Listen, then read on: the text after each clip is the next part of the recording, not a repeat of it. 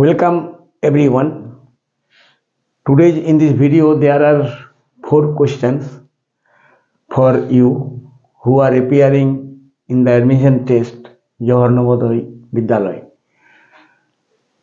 তো দেখা যাক এই অঙ্কগুলি কিভাবে করা যায়।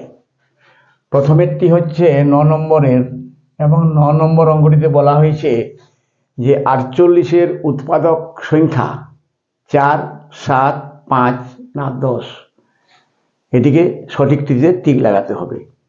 তো এখন আমরা উৎপাদক সম্বন্ধে আমি কয়েকটি কথা বলছি যে উৎপাদক কাকে বলে না, উৎপাদক হলো যে সংখ্যাগুলি অন্য কোনো সংখ্যা দিয়ে গুণ করে 48 তৈরি করে বা উৎপন্ন করে, উৎপন্ন থেকেই উৎপাদক। তো এখন 48 এর উৎপাদকগুলি অন্য কথায় বলতে গেলে হবে যে কোন কোন সংখ্যা দ্বারা 48কে ভাগ করা যাবে, কোন কোন সংখ্যা দ্বারা। আরও যদি অন্য কথায় বলা যায় তাহলে হচ্ছে উৎপাদক হচ্ছে যে 48 এর গুণনীয়কগুলি কি কি, উৎপাদককে গুণনীয়কও বলা যায়, ঠিক আছে, ফ্যাক্টর। তো 48কে কোন কোন সংখ্যা দ্বারা ভাগ করা যায় না, যে কোনো সংখ্যাকে তো 1 দ্বারা ভাগ করা যাবেই যাবে। সুতরাং 1 হলো একটি 48 এর উৎপাদক। এরপরে দেখা যাক যে 2 দ্বারা কি 48কে ভাগ করা যাবে, অবশ্যই যাবে, শেষেরটি জোড় 8, তাহলে 2ও একটি হলো 48 এর উৎপাদক। 3 দ্বারা ভাগ করা যাবে, 8 আর 4 12 হয়, তাহলে 12কে 3 দ্বারা ভাগ করা যায়, মানে 48কেও 3 দ্বারা ভাগ করা যাবে, মানে 3ও হলো একটি 48 এর উৎপাদক। 4 দ্বারা ভাগ করা যাবে কি না, 4 12 48 হয়, 4 12 48, মানে 4ও একটি হলো 48 এর উৎপাদক। 5 দ্বারা কিন্তু 48কে ভাগ করা যাবে না, 6 দ্বারা 6 একটি 48 হয়, নামটাতে আমরা পেয়ে যাচ্ছি, তাহলে 6 একটি উৎপাদক। 7 দ্বারা যাবে না, 8 দ্বারা 6 একটি 48, তাহলে 8 হবে একটি উৎপাদক। 9 দ্বারা ভাগ করা যাবে না, সুতরাং 9 উৎপাদক নয়। 10 দ্বারাও যাবে না, 11 12 দ্বারা যাবে কিন্তু 4 12 48 হয়, তাহলে 12। 13 14 তো হবে না, 15 হবে না, 16 3 16 48 হয়, তাহলে 16। এরপরে 17 18 19 20 21 22 23 24 দ্বারা যাবে, 24 দ্বিগুণ 48 হয়, আর 48 নিজেই একটি তার উৎপাদক।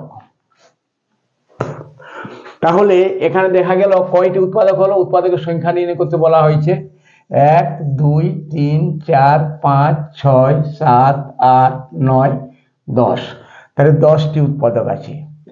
এটিকে অন্যভাবেও করা যায়, যেমন 48টা কত রকম ভাবে তৈরি করা যায়, গুণ করে করে না, 1 সঙ্গে 48 গুণ করে 48 পাওয়া যায়, আবার 2 সঙ্গে 24, ওই একই কথা, 2 দ্বারা ভাগ করলে 24 ভাগফল পাওয়া যাবে, তাই 2ও একটি উৎপাদক, 24ও একটি উৎপাদক 48-এর।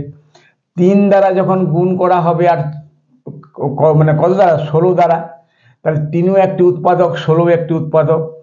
4 দ্বারা যখন গুণ করা যাবে 12কে বা 12কে 4 দ্বারা, তখন 4টাও একটি উৎপাদক, 12টা একটি উৎপাদক। ঠিক এইভাবে 5 দ্বারা তো হবে না, 6 গুণ 8 6 48 হয়, 7 দ্বারা যাবে না, 8 দ্বারা যাবে, 6 দ্বারা ভাগ করলে 8 পাওয়া যায়, তাহলে 8 দ্বারা ভাগ করলে 6 পাওয়া যাবে, তাহলে 8 গুণ 6। এরপরে আর আমাদের অত দেখার দরকার নেই, কেননা 8 এখানে এসেছে, তো 6-এর সঙ্গে 8 আসছে, মানে 8-এর সঙ্গে 6 আসছে, মানে এবার রিপিটেশন হবে। সুতরাং এখানে উৎপাদকগুলি কি কি হলো, 1 2 3 4 6 8, এরপরে 6 তো হয়ে গেছে, 8 হয়ে গেছে, 12 16 24 আর 48। তার মানে এগুলো যদি আমরা গুণে নিই তাহলে কটি পাওয়া যাচ্ছে, 1 2 3 4 5 6 7 8 9 10, 10টি উৎপাদক। সুতরাং এই প্রশ্নটি যে সঠিক উত্তরটি হবে সেটি হবে অপশন ডি, 10। আশা করি বুঝতে পেরে গেছো। এরপরে চলে আমরা আসছি অঙ্ক নম্বর আজকের 10-এ। তাহলে এরপর 10 নম্বর অঙ্কটিতে আমরা চলে যাচ্ছি। 10 নম্বর অঙ্কটিতে বলা হয়েছে যে একটি ট্রেন 54 মিনিটে 60 কিলোমিটার পথ অতিক্রম করে। ট্রেনটি 1 ঘন্টা 30 মিনিটে কত পথ অতিক্রম করবে? এটা ঐকিক নিয়মের অঙ্ক। এবং এখানে অঙ্কটি করার আগে কিন্তু ওই যে সময়টা দেওয়া আছে না, উপরে 54 মিনিটে আর নিচেরটিতে আছে 1 ঘন্টা 30 মিনিটে, সেই 1 ঘন্টা 30 মিনিটটাকে তোমরা প্রথমে মিনিটে পরিণত করে নিবে। ঠিক আছে, তাহলে 1 ঘন্টা 30 মিনিট সমান কত মিনিট না, 1 ঘন্টার ধরুন 60 মিনিট আর এই 30 মিনিট যদি যোগ করা হয় তাহলে হবে 90 মিনিট। তাহলে সোজা কথায় 54 মিনিটে যদি 60 কিলোমিটার পথ অতিক্রম করে তাহলে 90 মিনিটে কত পথ অতিক্রম করবে? তাহলে এটা ঐকিক নিয়মে আরামসে করা যাবে। সেটা হচ্ছে 54 মিনিটে, আমি লিখছি না ভাষাটা, 54 মিনিটে যায় 60 কিলোমিটার, 1 মিনিটে যায় 60/54 কিলোমিটার, আর 90 মিনিট 1 ঘন্টা 30 মিনিট মানে 90 মিনিট, তাহলে 90 মিনিটে যাবে বেশি, তাহলে 60/54 গুণ 90, 9 দ্বারা যদি কাটা হয় তাহলে 6 9 54, 9 10 90, আবার 6 10 60 সমান 10 গুণ 10 সমান হবে 100 কিলোমিটার। অঙ্কগুলো তোমরা ভাষায় না লিখলেও চলবে, কারণ ভাষায় লিখলে কি হবে, একটু সময় বেশি লেগে যাবে, আর তোমাদেরকেও তো কেবল ধরতে হবে যে কোন সঠিক উত্তরটিতে ঘিরে দাও বা রং করে দাও। ঠিক আছে, তাহলে এটি হলো উত্তর এবং 100 কিলোমিটারটা লেখা আছে এখানে অপশন সি, তাহলে C will be the correct answer. তাহলে এরপরে আমরা চলে যাচ্ছি অঙ্ক নম্বর 11তে। ভগ্নাংশের যোগ করতে হবে এবং সেই ভগ্নাংশটি হচ্ছে 1/2/3 যোগ 4/5/6 যোগ 7/8/9। এটি যোগফল কত? উত্তর দেওয়া আছে 4টি অপশানে 4 রকমের, তো কোন উত্তরটি সঠিক সেটি তোমাকে বের করতে হবে। এখন এই ভগ্নাংশের যোগ এইভাবেও করা যায় যে 3 × 3 আর 2 × 5 3 যোগ 4 × 24 আর 5 29 6 যোগ 7 নাম 63 আর 8 71 9, এইভাবেও করা যায়। কিন্তু এক্ষেত্রে কি হবে, অসুবিধাটা কোথায় হবে না, এগুলাকে যখন লসাগু করবে 18 হবে, এবার 18কে 3 দ্বারা ভাগ করবে 6 পাবে, 5 × 30 পাবে, প্লাস এখানে 3 ভাগফল পাবে, 3 29 গুণ করতে হবে, 3 9 27, 7 হাতে 2, 3 2 6 7 8 যোগ এখানে 2 হবে, 2কে দ্বারা 71কে গুণ করলে 142 হবে। অর্থাৎ এই যে সংখ্যাগুলো, এই সংখ্যাগুলো তোমরা অনেক বড় বড় পেয়ে যাবে। তাই এই নিয়মে না করে আমি একটি সহজ সরল পদ্ধতিতে বলে দিচ্ছি যে কিভাবে করবে। তো সেটি হচ্ছে এইরকম, আমি আবার অঙ্কটিকে ফিরে লিখছি, 1/2/3 যোগ 4/5/6 যোগ 7/8/9। ঠিক আছে, এখন আমরা এখানে কি করব, এই যে মিশ্র ভগ্নাংশগুলোকে ভেঙে অপ্রকৃত ভগ্নাংশে পরিণত করবই না। ঠিক আছে, কেবল প্রথমে কি করব, পূর্ণগুলাকে আমরা যোগ করে নেব। তাহলে 1/2/3 পূর্ণ সংখ্যা হচ্ছে 1, 4/5/6 পূর্ণ সংখ্যা 4, আর 7/8/9 পূর্ণ সংখ্যা 7। তো প্রথমে আমরা পূর্ণ সংখ্যাগুলোকে যোগ করে নেব। তাহলে 1 এখানে হবে 1 যোগ 4 যোগ 7 লিখে নিলাম। এরপরে যোগ করে বন্ধনী দিয়ে দিলাম এবং এরপর 3টে যে পদ রয়েছে সেই 3টে পদেরই কেবলমাত্র ভগ্নাংশ অংশগুলোকে লিখে নিব যোগ করে। তাহলে 2/3 যোগ 5/6 যোগ 8/9, এইভাবে সমান। এখানে পূর্ণগুলোকে যোগ করলে পাওয়া যাবে 7 আর 4 একে 12, তারপরে যোগ, এরপরে এই যে ছোট ভগ্নাংশের যোগটাকে আমরা বন্ধনীর ভিতরেই লিখে নিব। 3 6 9 লসাগু 18, 6 দ্বারা ভাগ করলে 6 2 12 যোগ 3 5 15 যোগ 2 8 2 16।